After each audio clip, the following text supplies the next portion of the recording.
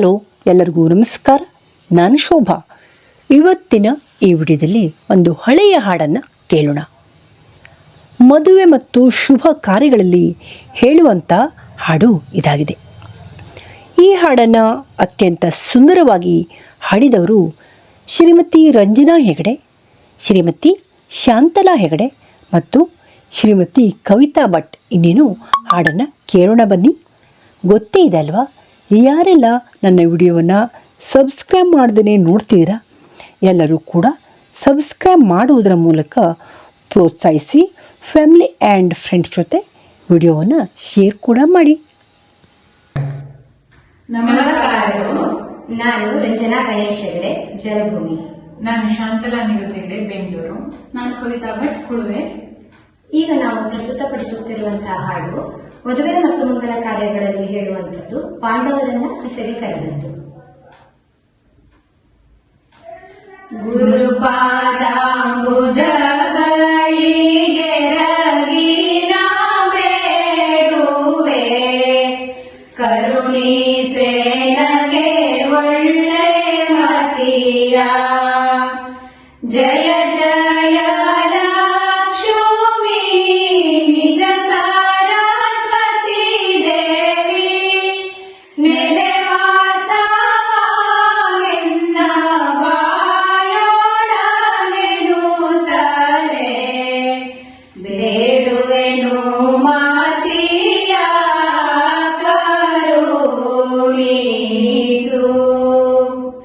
ಪ್ರಥಮ ಕೌರವರು ಪಾಂಡವರು ಜೂಜಾಡರು, ಸತಿ ಸಹಿತ ವನಕ್ಕೆ ತೆರಳಿದರು.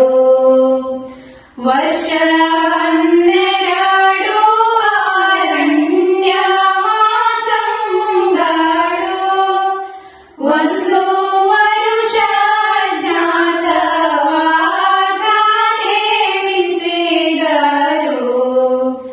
ಬಾರೆಂದು ಹಸೆಗೆ ಕರೆದಾರೆ, ಸತ್ಯಕ್ಕೆ ಕಷ್ಟವೆತ್ತಿರಲು ಭೂಮಿಯ ಮೇಲೆ, ಸತ್ಯದಲ್ಲಿ ಕಾಲವ ಕಳೆವ. ಉತ್ತಮ ಪುರುಷನಾಗಿರುವ ಭೂಮಿಯ ಮೇಲೆ, ಸತ್ಯ ಪಾಂಡವರೊಳಗ್ರಜ ಧರ್ಮರಾಯಣ. ಬಾರೆಂದು ಹಸೆಗೆ ಕರೆದಾರೆ, ಭಗನ ಮರ್ದಿಸಿ ಬಂದ ತಾಯಿಗೆ ಕೊಟ್ಟ ಜನವ, ಹಿತದಿಂದಲೇ ತಾ ನಡೆಸಿ ಬಂದ.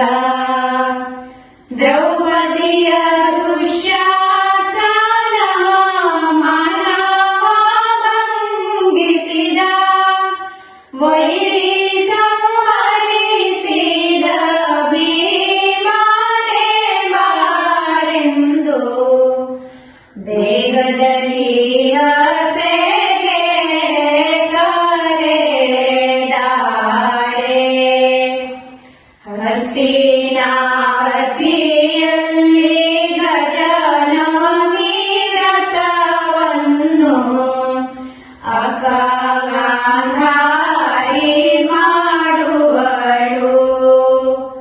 ಮಿತ್ರೆ ಕುಂತಿಯು ವಾರ್ತೆ ಕೇಳಿ ಚಿಂತಿಸಲಾಗ, ಹೆತ್ತ ತಾಯಿಗೆ ಭಾಷೆ ಇತ್ತ ಮಾತನ ಬೇಗ. ಬಾರೆಂದು ಹಸೆಗೆ ಕರೆದಾರೆ, ಹೆತ್ತ ತಾಯಿಗೆ ಕೊಟ್ಟ ವಚನವ ಸಲ್ಲಿಸುವಲೆ, ದೇವಲೋಕಕ್ಕೆ ಶರ ಹೊಡೆದ. ದೇವೇಂದ್ರನ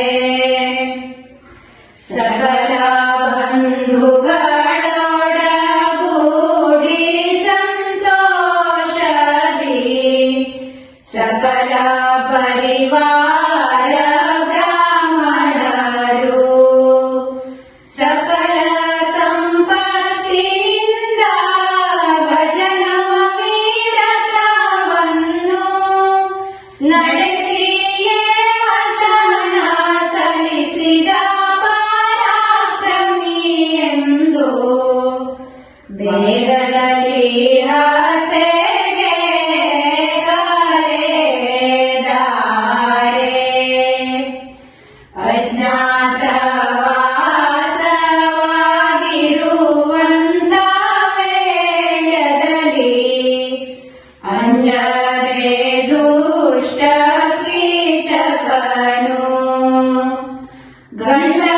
ಗಂಡರೈವರೋಳ್ ಭೀಮಾ ಬಲು ಪರಾಕ್ರಮಿ ಎಂದು ನಿಂದು ಛಲಬೇಡಿ ಕೊಂಡಾಡಿ ದ್ರೌಪದಿಯನ್ನು